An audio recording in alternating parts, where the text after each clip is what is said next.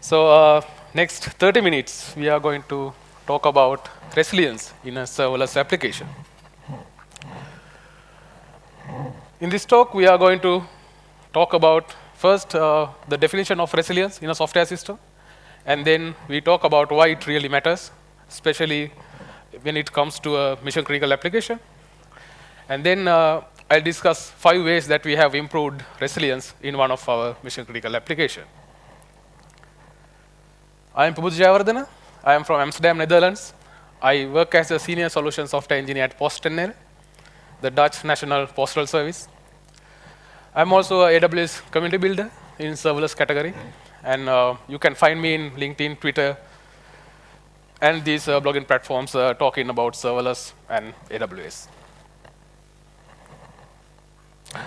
All right, let's talk about the definition. What is resilience in a software system?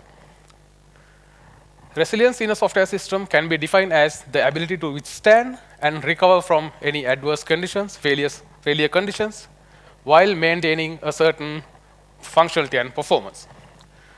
So there are 2 major goals here. One is the ability to withstand and recover, which means you need to find out if there's any errors going on in your system fast and recover fast. Meantime, even though there are some errors going on in your system, you need to make sure you maintain a certain level of performance in order to make sure your business is not intact. So who is responsible for resilience? Any guesses? No? All right, so we are talking about AWS and, of course, serverless services, right? So AWS is responsible for resilience of their services because we build on top of their services, especially when it comes to serverless, their resilience affects us.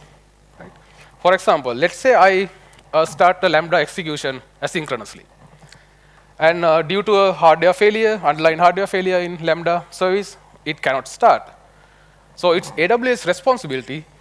What AWS will do is basically start that execution in a different availability zone. That kind of resilience is expected from AWS. On the other hand, let's say I start another Lambda execution, but this time synchronously. And same thing happened, the hardware failure, underlying hardware failure on Lambda service. And in this case, since this is synchronous, Lambda service will not restart or retry. It will simply return the exception. And then it's a responsibility of me as a developer to make sure you handle that exception. So it's both AWS and the developers' responsibility to make sure high resilience in their systems. Especially when it comes to the developers, our responsibility is basically our code, the integration patterns that we use, and how we handle the errors, etc. In this talk, I'm basically focused on the part we as developers are responsible for resilience in our systems. So let's discuss why it's really important to be highly resilient, especially for an organization like PostNL. To talk about that, let me give you a brief introduction about PostNL and the project I am working on. PostNL is the largest logistic provider in the Benelux region. On a given day, on average, we deliver 6.9 million mail items and 1.1 million parcels. To cater to this ever-growing demand, we have 37 sorting centers, almost 5,800 retail locations, and 900 plus automated parcel lockers. As you see, we deal with high capacity. If we think about one business process where we need to send parcel from one location to the other, that involves many applications within PostNL. Most of them are mission critical applications, and by design, they are decoupled. Even though they are decoupled, we need to make sure they work together in order to fulfill this business process. So let's assume one application is having some problems or degraded performance. That will simply affect the full process of sending parcel from one location to the other. As a logistic company, the last thing that we want is to deliver the parcel late to the consumer. Because of that, we need to make sure all these applications work to a certain level of performance, because errors can happen in any system. And good resilient system, you can recover fast, and even though there are errors going on in your system, they need to maintain a certain level of performance. EBE, or Event Broker E-commerce, is one of the mission-critical applications within PostNL. As the name suggests, it's an event broker, where there are producer applications connected to event broker to publish messages, and there are consumers that subscribe to those messages. EBE basically helps decoupling of other applications. How? So if not EBE, producers and consumers need to connect with each other and maintaining their own connections.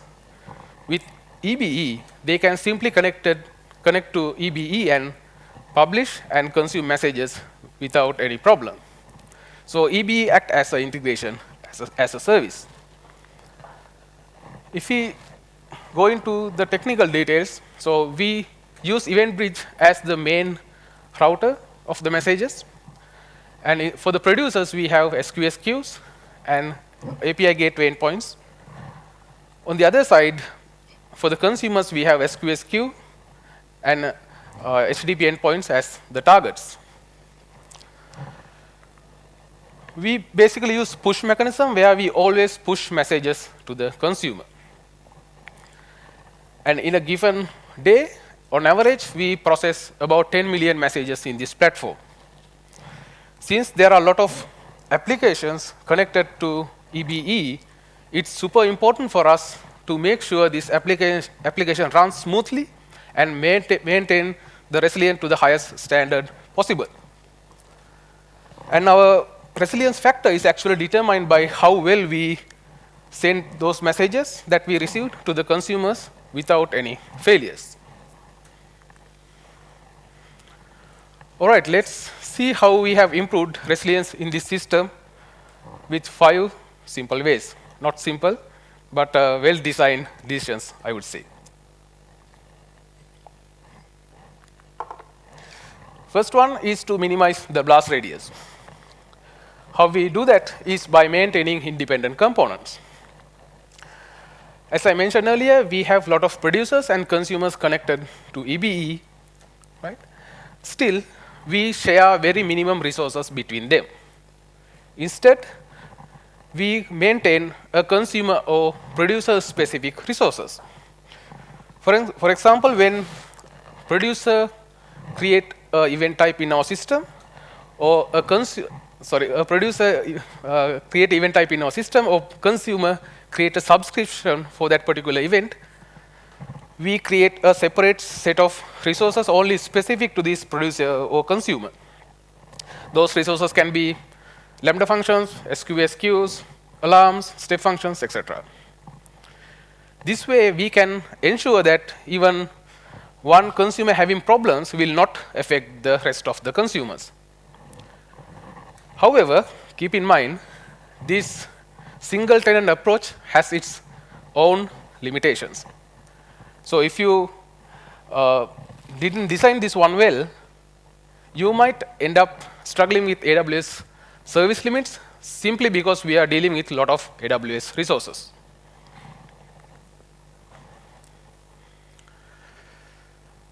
Next one is storage-first approach. So when the producer sends a message to EBE, we immediately say, okay, we notify producer that we received the message. And then the producer's responsibility is over there. Then it's our responsibility, or EBE's responsibility, to make sure you send the message is sent to all the consumers that subscribe to that particular message. So in order to do that, we need to make sure that message will kept within the system, or we basically we can't lose that message. So we basically send a copy of a message to all the consumers. And let's say consumer 1 is having some problems. In this case, we keep even though there's a problem with consumer 1, we keep that message within consumer 1's component so that we can address that issue. And once everything is fine, we can still deliver that message to the consumer 1. Also, we use archive feature. All the messages comes to EBE, we archive them. This is helpful because sometimes consumers request to send the messages, for example, already sent to them last 3 days, they need those messages back. In that case, they can simply create a replay event within our system, and they can get those messages again to their endpoint. For message saving or keep the messages within our system, we mainly use SQS and also dead letter queues. With this storage first approach with archive feature guarantees us that message will not lose, and we will send the message to the consumers all the time.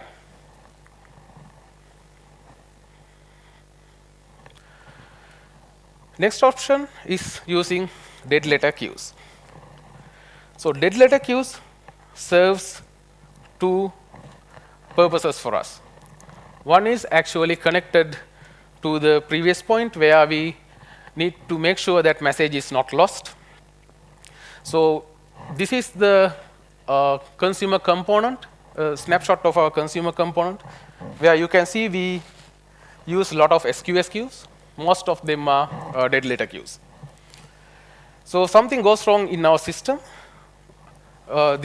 Specifically in this case, the consumer component, we put that message into a dead letter queue.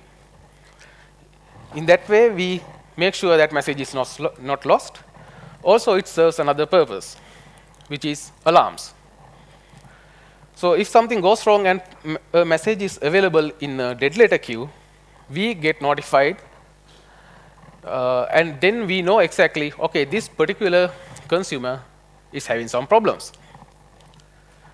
Not only that, since we are using several dead letter queues, we know exactly, even in this consumer having problems in this specific area or this specific part of their system.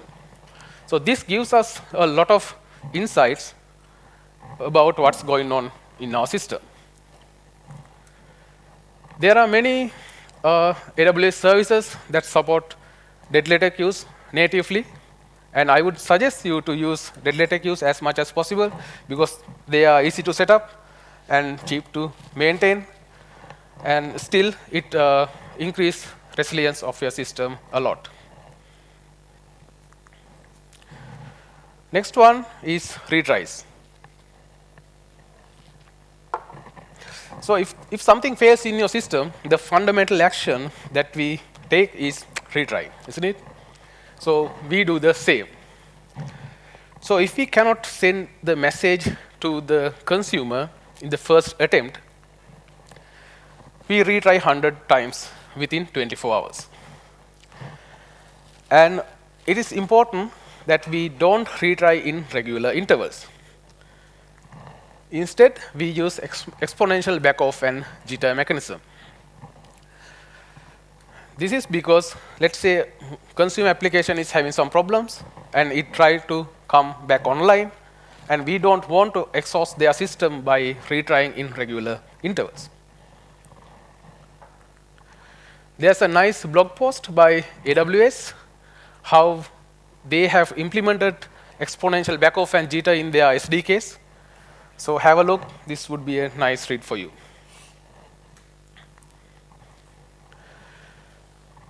So this is how we retry. So when the event bridge sends the message to the consumer component, we first add this to a buffer queue. And there's an egress function that picks from it pick from the buffer queue and processing send that message to the consumer component. For some reason, let's say this consumer component, in this case it's SQS, that can be HTTP endpoint as well. So let's say this consumer component having some problems. In that case, egress function fail, and then the message is put back into the buffer queue. Buffer queue has a dead letter queue configured. This one, buffer queue, dead letter queue. And we have a rule set for max receive count more than 1, which means as soon as the first attempt is over and message appear on buffer queue, it will put back into the dead letter queue. And there's another function, failure handler function, that picks that message. And this is the function calculates the next retry time. So it depends on the current retry attempt and the time. And it applies the exponential backoff and jitter algorithm and decides the next retry time. After that, using AWS Event Bridge Scheduler or SQS delayed message feature, we put that message back to the buffer queue. So that message is available in that given retry time. So it will be processed again by the egress function. So this cycle continues until the message is successfully delivered, or this max attempt or max age is exhausted. Let's say for some reason, the max attempt or age exceeded, so that failure handler function put that message into another buffer queue, undeliverable message buffer queue. And there's a event source mapping, and this Lambda function will read it from here and then put the messages back to the undeliverable message queue. So this undeliverable message queue is kind of think about this is a permanent queue that all the failed messages going on. In general, 100 times within 24 hours is more than enough to send the message to the consumer. But there are some scenarios that messages end up in undeliverable message queue. So basically, this retry, the comprehensive retry mechanism, is given us kind of a self-service, self-healing mechanism. So as developers, we don't want to intervene all these retry mechanisms.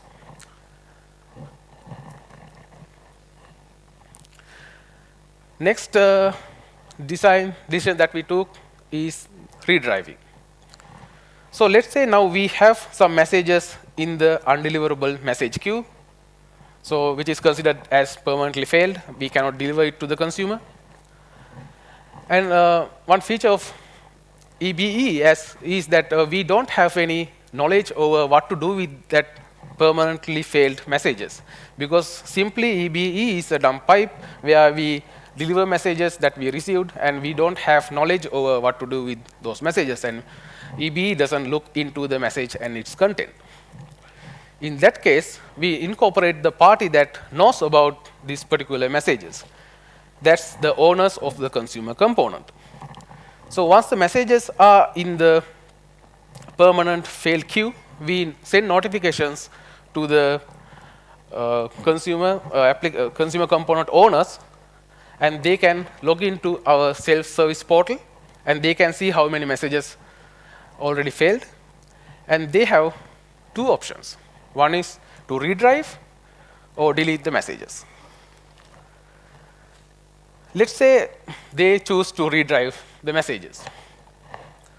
So when the redrive request comes in, so at the moment we have messages here, right? And there are two event source mapping, this one and this one. So this one is open by default, right? And this one is closed by default. So what we basically do is, when the request to redrive comes in, we first close this one, and then we open this event source mapping. So once this is open, all the messages in this queue is processed by message redrive handler function. and put those messages back to buffer queue for another round of retry. Why we close this one? Because since in the self-service portal, we specifically show a number of messages that's failed. So we need to make sure that if there are more failures, those are not redrived by this action. So we keep stacking any messages coming in this way by closing this Lambda event source mapping. So once all the messages are processed by this function, we basically toggle these event source mappings. So if there are any more failure messages, then they will end up here, and our self-service portal will show that again. So that's how we redrive. And what happens if the consumer component owners decided to delete the messages? Again, what we do is we first close this event source mapping, and then we simply purge this queue. This is possible because these resources are specific to a particular consumer. So we can simply purge that one. And after all the messages are gone, we can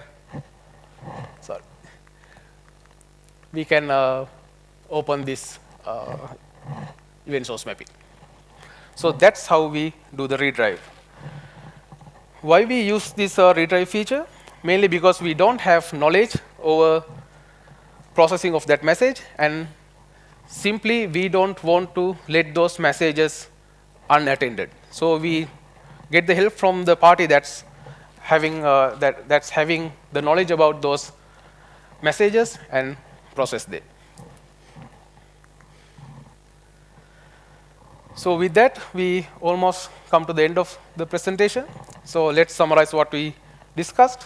First, we looked into the definition of resilience in software systems. And then we talked about why it really matters, specifically organization like PostNL. And then we talked about how we improved resilience in EBE platform. First, how we minimize the blast radius by using independent component, and how we use the storage first approach with the archive feature. And then we talked about why DL queues are important in such resilience architecture. And we talked about retries using exponential backoff and jitter mechanism. And finally, we talked about redrive with the party that's actually responsible or having knowledge about those messages. So thanks a lot. Thanks for listening in. If you have any questions, you can ask now, or we can talk afterwards. Thank you.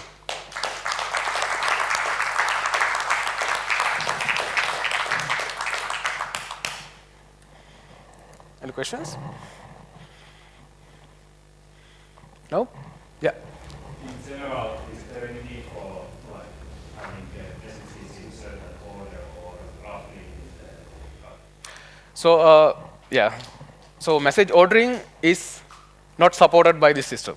So it is simply not possible because even EventBridge doesn't support that one, and we use normal SQS queues.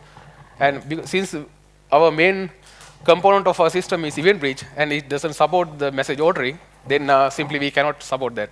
So yeah. Maybe I can formulate again. Yeah. So do you have some separate service that does this kind of ordering, or is it like a kind of company culture that every consumer needs to do their So maybe there are some applications support that one. I'm not quite sure about that, but in this application, so it's kind of a given, like if you want to connect with this application, you kind of make sure we doesn't support ordering. But there should be some other applications that support that one, of course, within the PostNL, because in some applications, ordering is important. Yeah.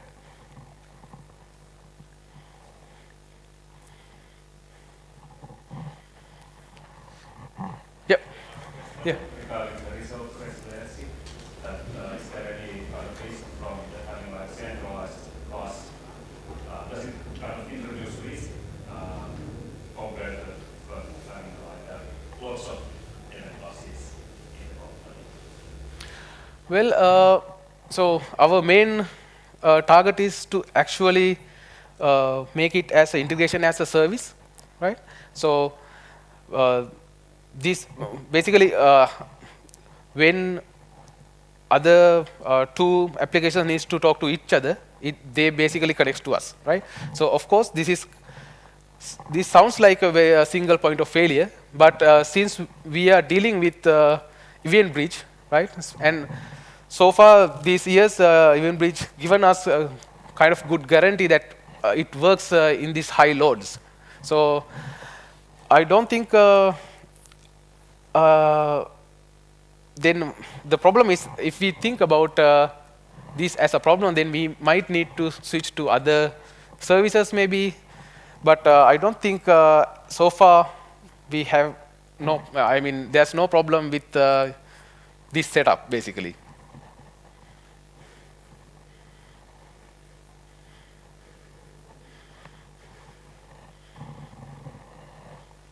Yeah. Okay, thanks a lot.